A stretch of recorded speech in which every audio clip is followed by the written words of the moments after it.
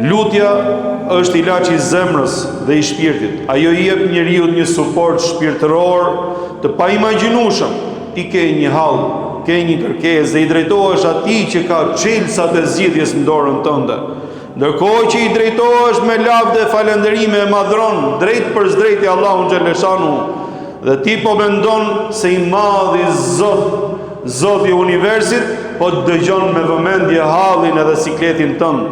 Ke ngritur duart, ai është më i madh i bujar, turprohet të t'i kthej duart bosh ty, siç thot profeti alayhi salatu wassalam. Zoti është i turpshëm dhe është shumë bujar. Nëse dikush për ju ngren duart dhe i kërkon diçka, Allahu nuk ja kthen kurr bosh atij. Madje na thot profeti alayhi salatu wassalam, Zoti është më i dashur me krijesat e tij se sa nëna me fëmijën, subhanallahu el-azim.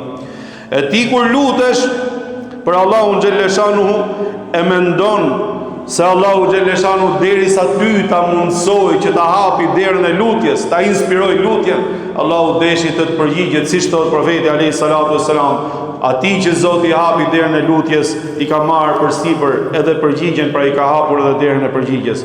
Profeti alayhi salatu wassalam thot, lutuni me vendosmëri se Zoti juaj dëgjon lutjet dhe i përgjigjet lutjeve, ai është më i madh i bujar.